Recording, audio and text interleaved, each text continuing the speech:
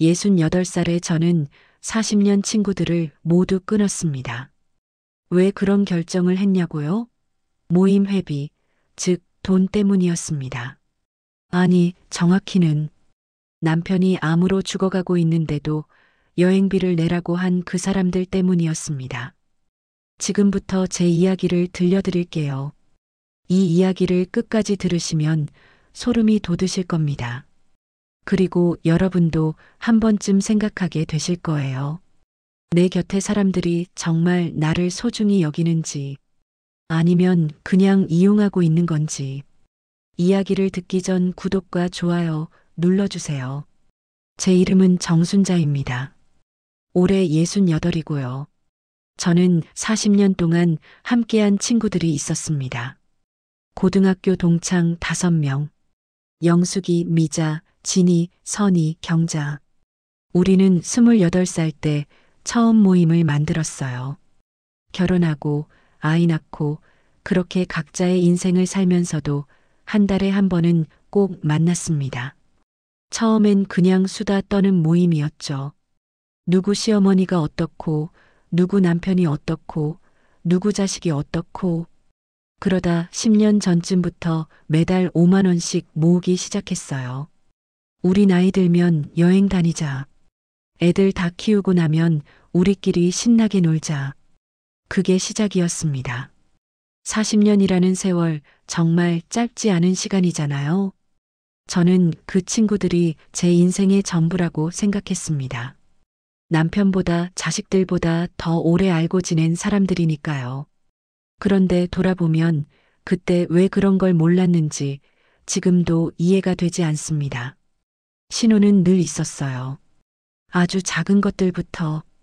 영숙이는 우리 모임의 리더 같은 사람이었어요. 목소리도 크고 결정권도 늘 그 사람이 가졌죠. 순자야, 너는 그냥 따라와. 생각하지 말고. 순자 씨는 결정 잘 못하잖아. 우리가 정해줄게. 처음엔 배려인 줄 알았어요. 제가 우유부단해서 친구가 대신 결정해주는 거라고. 그런데 가만 생각해보니 제 의견을 물어본 적이 한 번도 없었어요. 어디 갈지, 뭘 먹을지, 누구를 만날지. 전부 영숙이가 정했습니다. 오늘은 이태리 음식 먹을 거야. 내가 예약했어. 다음 달엔 경주 갈 거야. 숙소도 내가 다 알아봤어. 저는 그저 따라가기만 했죠. 미자는 만나면 늘 자랑만 했어요. 우리 큰애가 말이야. 이번에 승진했어. 부장이 됐다니까? 우리 남편이 골프 치는데 회장님하고 라운딩 돌았대. 우리 작은애 며느리가 서울대 나왔어. 얼마나 똑똑한지 몰라. 저도 가끔 제 얘기를 하려고 했어요. 우리 남편이 요즘. 그러면 미자가 딱 잘라 말을 끊었습니다. 아이고, 그건 그렇고 우리 둘째가 말이야. 손주를 낳았는데. 처음엔 친구가 기쁜 일이 있나 보다 생각했어요. 그런데 매번 그랬습니다. 제 말은 늘 중간에 끊겼고 미자의 자랑은 30분씩 이어졌죠. 나중엔 아예 입을 다물게 됐어요. 어차피 내 얘기는 안 들으니까. 진이는 슬쩍슬쩍 비교하는 사람이었어요. 순자 씨 남편은 은행 다니셨다며? 아, 그래도 지점장까지는 못하셨구나. 순자 씨 아들은 뭐 한다고 했지? 아, 중소기업? 요즘 힘들겠네. 순자 씨는 아파트 평수가 작아서 좋겠다. 청소하기 편하잖아. 그 말들이 비꼬는 거라는 걸 저는 한참 뒤에야 알았어요. 그냥 대화인 줄 알았거든요. 사람들은 웃으면서 칼을 꽂을 수 있다는 걸 저는 몰랐습니다. 선희는 돈에 유난히 민감했어요. 순자야, 너 이번 달 회비 아직 안 냈지? 빨리 좀 내. 우리가 기다려야 되잖아. 사실 저는 한 번도 늦게 낸 적이 없었어요. 항상 모임 전날까지 입금했죠. 그런데 선희는 늘 저한테만 확인했습니다. 순자 씨, 돈 넣었어? 순자야, 영수증 보내줘. 확인 좀 해야겠어. 다른 친구들한테는 그런 말 안 했어요. 저만 믿을 수 없는 사람 취급을 받았습니다. 경자는 늘 저를 열애로 뒀어요. 애들아, 다음 주에 우리 셋이 따로 만날까?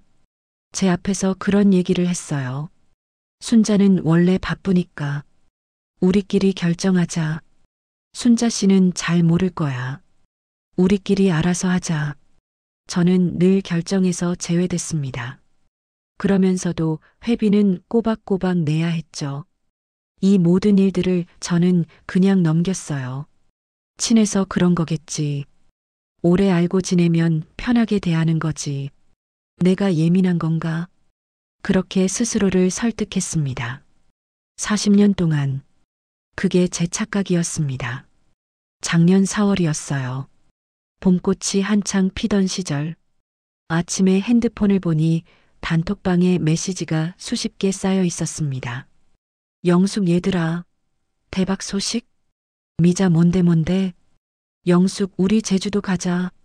그동안 모은 돈으로 신나게 놀자. 진이 와 드디어? 나 제주도 진짜 가고 싶었어. 선이 좋아. 날짜 잡자. 언제가 좋아? 경자 나는 5월 중순이면 괜찮아. 친구들은 신나서 떠들고 있었어요. 저는 그 메시지들을 보는 순간 가슴이 철렁했습니다. 제 남편은 그때 말기 암 환자였거든요. 작년 2월에 진단을 받았어요. 췌장암 사기. 의사 선생님이 조심스럽게 말씀하셨죠. 보호자님, 이번 여름을 넘기기 힘들 것 같습니다. 준비하셔야 할 것 같아요. 그날 저는 병원 복도에 주저앉아 한참을 울었습니다. 남편과 결혼한 지 42년. 그 사람 없는 인생을 상상할 수가 없었어요. 그 뒤로 저는 남편 곁을 떠날 수가 없었습니다. 병원과 집을 오가는 게 전부였죠. 항암 치료 때문에 남편은 하루하루 약해졌어요. 밥도 잘 못 먹고 걷는 것도 힘들어했습니다. 밤마다 통증 때문에 신음하는 남편을 보면서 저는 눈물을 삼켰어요.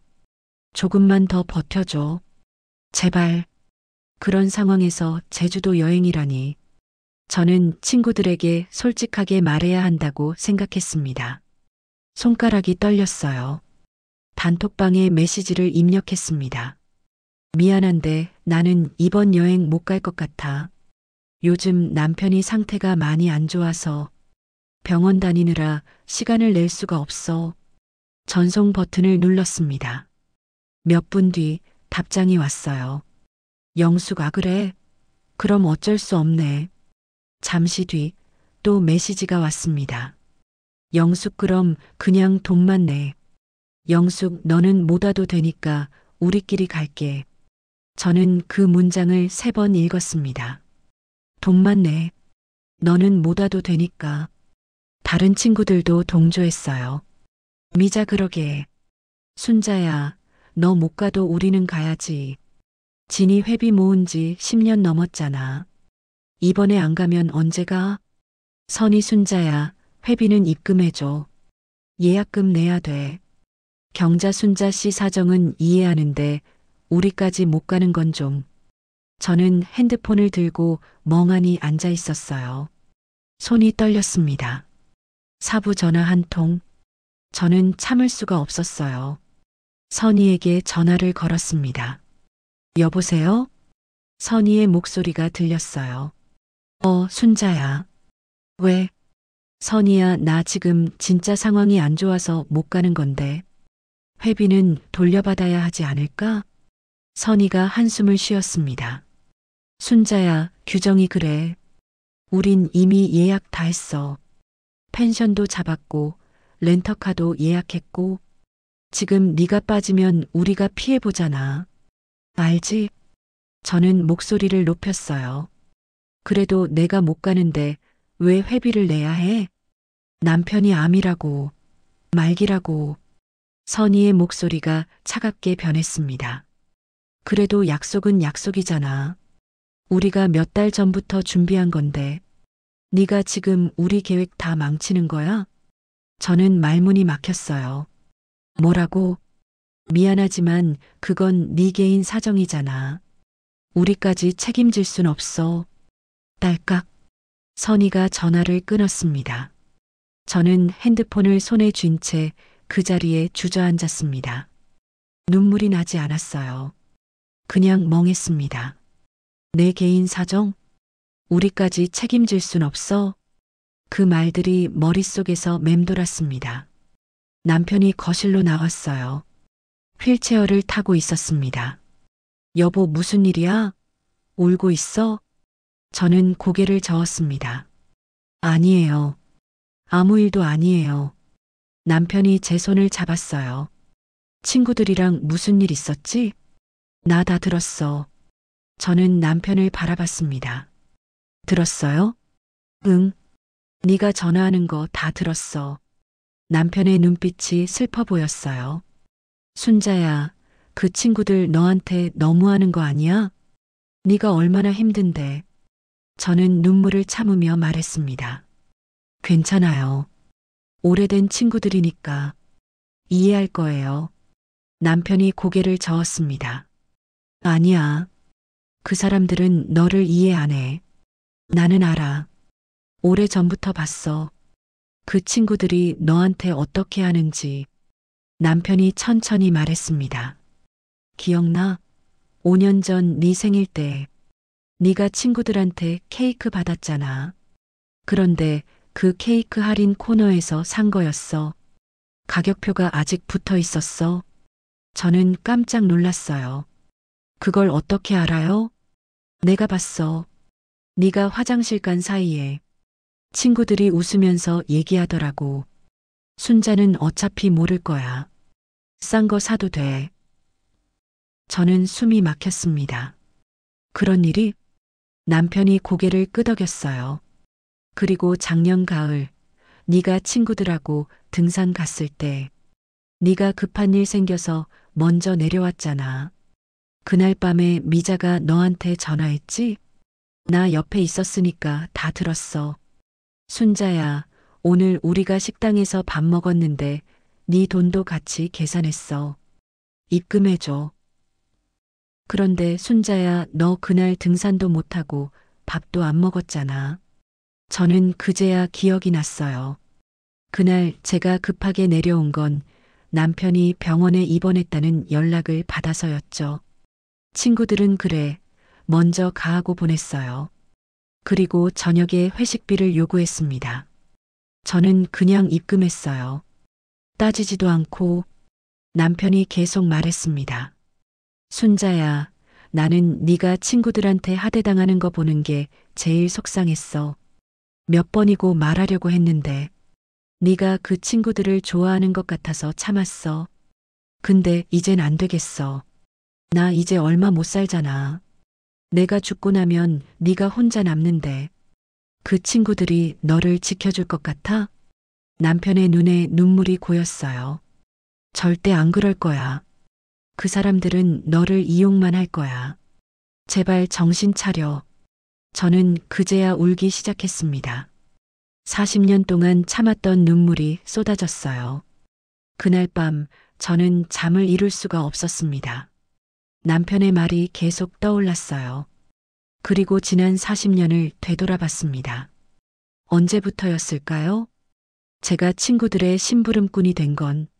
순자야, 예약 좀 해줘. 순자야, 장소 좀 알아봐줘. 순자야, 차 좀 가지고 와. 순자야, 이거 좀 사다 줘. 저는 늘 부탁받는 사람이었어요. 그런데 제가 부탁한 건 한 번도 없었습니다. 친구들은 제 생일을 챙겨준 적이 없었어요. 저는 친구들 생일마다 선물을 준비했는데, 순자야, 고마워. 근데 다음부턴 안 해도 돼. 부담스러우니까. 그렇게 말하면서도 매년 꼬박 받았죠. 다른 친구들은 서로 선물을 주고 받았습니다. 저만 안 준 겁니다. 제가 힘들 때 누가 도와줬나요? 시어머니 돌아가셨을 때, 아들이 교통사고 났을 때, 남편이 사업 실패했을 때, 친구들은 어디 있었죠? 순자야, 힘내. 나는 바쁘지만 응원할게. 그게 전부였습니다. 반대로 친구들이 힘들 때는 어땠나요? 저는 달려갔어요.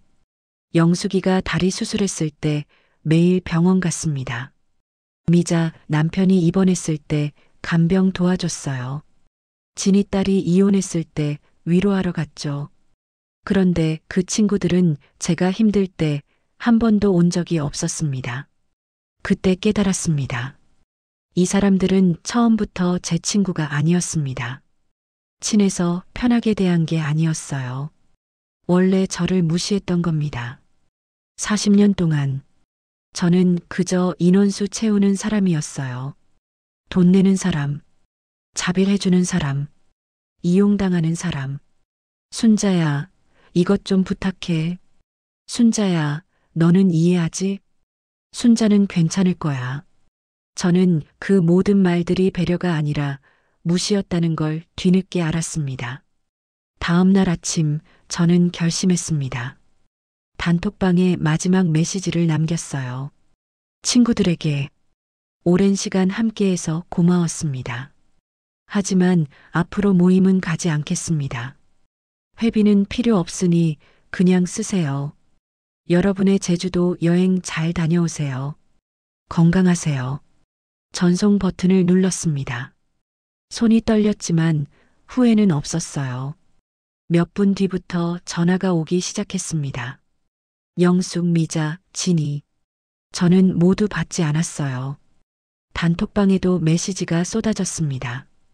영숙, 순자야, 왜 그래? 기분 나빴어? 미자, 우리가 뭘 잘못했는데? 말을 해야 알지. 진이 너무 예민하게 받아들이는 거 아니야? 선이 이렇게 나올 줄 몰랐네. 실망이야. 경자, 그래. 네 마음대로 해. 우리는 우리끼리 갈 거야. 저는 그 메시지들을 보면서 웃었습니다. 진짜 사과는 하나도 없었어요. 미안해. 네가 힘든 상황인 걸 몰랐어. 우리가 너무 배려가 없었구나. 그런 말은 끝내 없었습니다. 오히려 저를 예민한 사람 취급하고 있었죠. 저는 단톡방을 나왔습니다. 연락처도 모두 삭제했어요. 40년이라는 시간이 그렇게 끝났습니다. 며칠 뒤 남편이 제 손을 잡으며 말했습니다. 여보, 응? 우리도 바다 한번 보러 갈까? 남편의 목소리는 약했지만 눈빛은 간절했어요. 내 인생 마지막 바다일 것 같은데 너하고 단둘이 가보고 싶어? 저는 눈물을 참으며 고개를 끄덕였습니다. 그래요. 당신하고 가요. 우리 둘이서.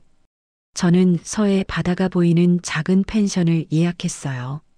친구들이 모은 돈으로 가는 제주도가 아니라 제가 직접 번 돈으로 남편과 떠나는 여행이었습니다. 훨씬 의미 있는 여행이었죠.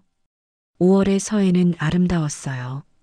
바람이 시원하게 불었고 하늘은 맑았습니다. 남편은 휠체어에 앉아 바다를 바라봤어요. 순자야, 고마워. 나 때문에 친구들하고도 멀어지고. 미안해. 저는 남편의 손을 꼭 잡았습니다. 무슨 소리예요? 당신 잘못이 아니에요. 오히려 당신이 저를 깨우쳐줬어요. 남편이 바람을 맞으며 말했어요. 순자야, 나는 네가 친구들한테 하대당하는 거 보는 게 제일 속상했어. 당신 알고 있었어요? 당연하지. 몇 번이고 말하려고 했는데 네가 좋아하는 것 같아서 참았어. 남편이 제 손을 더 꼭 잡았습니다. 근데 이제 알아줘. 네가 훨씬 더 소중한 사람이란 걸. 그 친구들보다 네가 100배, 1000배 더 좋은 사람이야. 그 순간 저는 처음으로 울었습니다. 40년 동안 참았던 눈물이 쏟아졌어요. 남편은 제 어깨를 토닥이며 말했습니다. 이제 됐어. 잘했어. 앞으로는 아무한테도 무시당하지 마. 약속해. 저는 고개를 끄덕였습니다. 네. 약속할게요. 우리는 이틀 동안 바닷가에서 시간을 보냈어요. 남편은 힘들어했지만 행복해 보였습니다. 순자야, 나는 네 남편이어서 정말 행복했어. 다음 생에도 또 만나자. 저는 남편을 꼭 안았습니다. 네. 다음 생에도 당신 만날게요. 구부 친구들의 몰락. 우리가 여행을 다녀온 그 주에 친구들은 제주도로 떠났습니다. 저는 더 이상 관심이 없었어요. 그런데 일주일 뒤 뜻밖의 전화가 왔습니다. 미자의 동생이었어요. 언니, 나 은주야. 은주야? 무슨 일이야? 언니, 우리 언니랑 언니 친구들 제주도 갔다 왔는데 완전 난리 났어. 저는 깜짝 놀랐습니다. 무슨 일인데? 은주가 말했어요. 친구들끼리 제주도에서 큰 싸움이 났다고. 회비 정산 문제였대요. 제가 빠진 자리에서 비용을 다시 나누다 보니 한 사람당 부담이 커진 거예요. 왜 내가 더 내야 해? 이건 네가 쓴 거잖아. 순자가 있었으면 이렇게 안 됐을 텐데. 비용 분배로 다투기 시작했대요. 그런데 문제는 거기서 끝나지 않았습니다. 숙소에서도 싸움이 났어요. 왜 너가 큰 방을 쓰고 나는 작은 방이야? 순자가 있었으면 내가 순자가 작은 방 썼을 텐데. 렌터카 비용도 문제가 됐대요. 왜 내가 기름값을 다 내야 해? 원래 순자가 차 가지고 오기로 했잖아. 은주가 한숨을 쉬며 말했습니다. 언니, 솔직히 말할게. 우리 언니들이 언니 없으니까 서로 싸우더라고. 언니가 있을 때는 다 언니한테 밀었으니까. 심부름도 언니가 했고, 귀찮은 일도 언니가 했고, 이제 그럴 사람이 없으니까 서로 떠넘기려고 하는 거야. 저는 말없이 들었습니다. 그리고 언니 미안하지만 우리 언니가 하는 말 들었어. 순자는 원래 그런 애야. 착하고 순해서 우리 말 잘 들었잖아. 그런 식으로 얘기하더라고. 제 가슴이 철렁했어요. 은주가 계속 말했습니다. 여행 셋째 날엔 완전 파국이었어. 영숙 언니랑 선희 언니가 크게 싸웠대. 회계 장부를 다시 보니까 돈이 안 맞는다고. 서로 돈 더 썼다고 다투고. 결국 남은 일정 다 취소하고 일찍 돌아왔어. 그리고 모임이 완전히 깨졌어. 지금 다들 서로 연락 안 하고 지낸대. 저는 조용히 미소를 지었습니다. 그랬구나. 언니가 그 사람들 만나지 말길 정말 잘한 것 같아. 우리 언니도 요즘 후회하는 것 같던데. 언니한테 너무 심했다고. 전화를 끊고 저는 창밖을 바라봤습니다. 나는 잃은 게 없네. 오히려 나를 되찾았어. 남편이 거실에서 저를 불렀어요. 여보, 누구 전화? 아무것도 아니에요. 그냥 옛날 아는 사람. 남편이 제 표정을 보며 물었습니다. 기분이 좋아 보이네? 네. 기분이 좋아요. 왜? 그냥요. 제가 옳은 선택을 했다는 걸 확인했어요. 남편은 그해 9월 평온하게 세상을 떠났습니다. 마지막까지 제 손을 잡고 있었어요. 순자야. 네, 여보. 나 행복했어. 너 만나서 정말 행복했어. 남편의 목소리는 점점 작아졌습니다. 이제 아무한테도 무시당하지 마. 약속했지? 저는 눈물을 흘리며 대답했어요. 네, 약속했어요. 당신 걱정 마세요. 이제 저는 아무한테도 하대받지 않고 살 거예요. 남편이 희미하게 미소 지었습니다. 잘했어, 내 사랑. 그리고 조용히 눈을 감았습니다.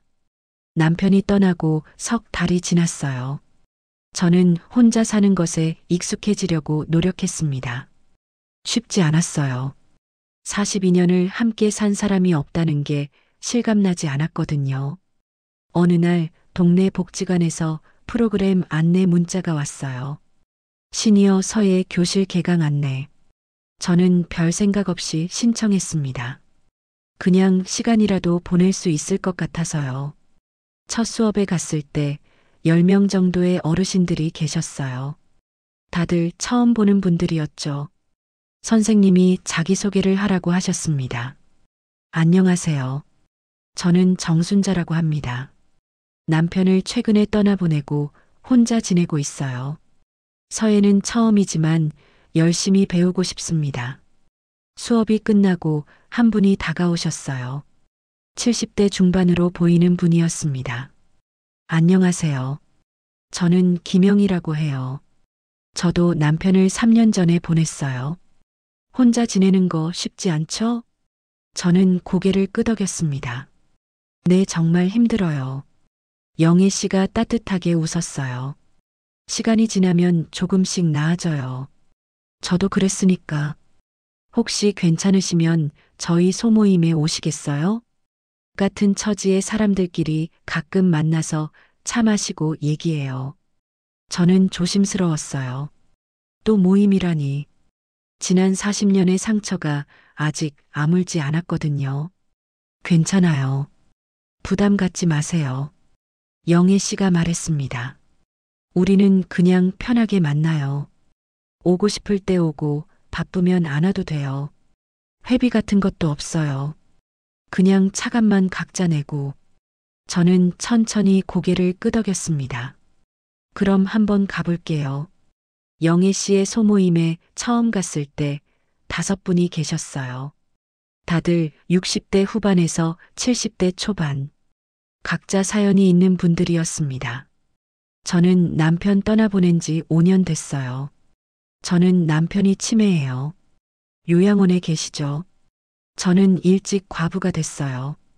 자식들도 다 멀리 있고, 저도 제 이야기를 했습니다.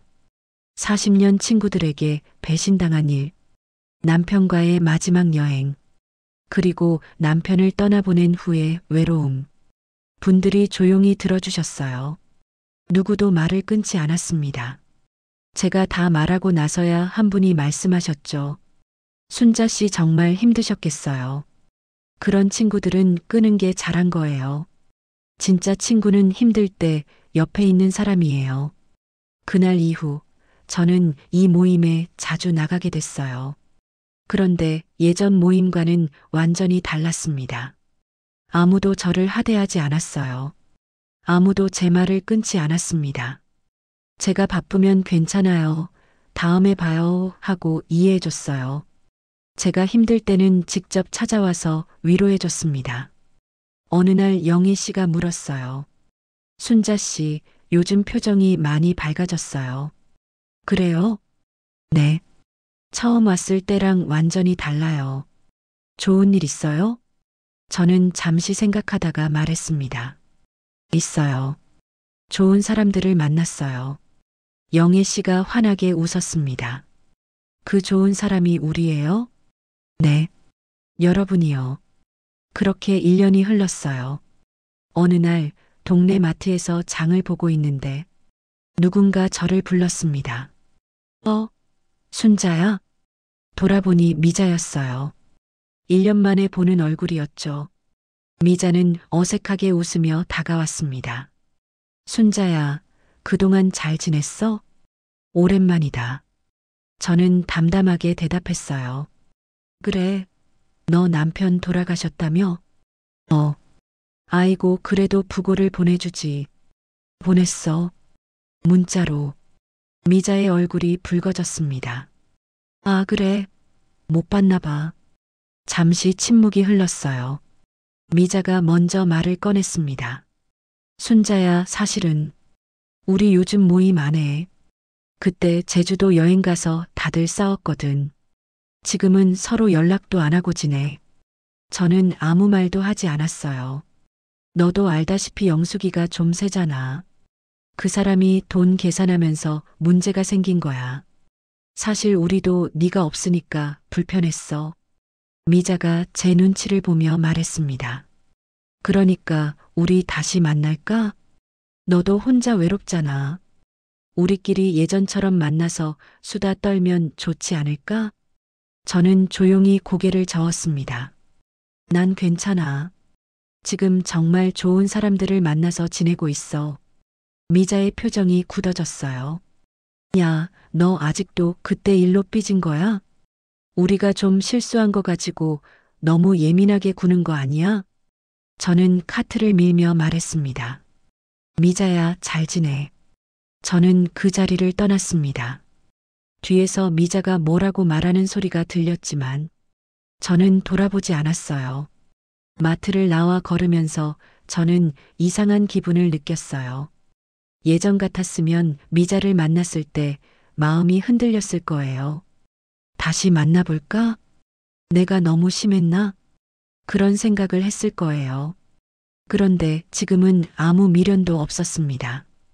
오히려 속이 시원했어요. 집에 돌아와 남편 사진 앞에 앉았습니다. 여보, 오늘 미자를 만났어요. 다시 만나자고 하더라고요. 근데 저는 거절했어요. 제가 잘한 거죠? 사진 속 남편이 웃고 있는 것 같았어요. 핸드폰이 울렸습니다. 영희 씨였어요. 순자 씨, 내일 우리 등산 가기로 했잖아요. 준비 다 됐어요? 네, 다 준비했어요. 좋아요. 내일 아침 9시에 만나요. 참, 순자 씨. 저번에 말했던 그 떡볶이 집 아직도 먹고 싶어요. 등산 끝나고 거기 갈까요? 저는 웃으며 대답했습니다. 좋아요. 제가 예약해 놓을게요. 아이고, 고마워요. 그럼 내일 봐요. 전화를 끊고 저는 미소 지었습니다.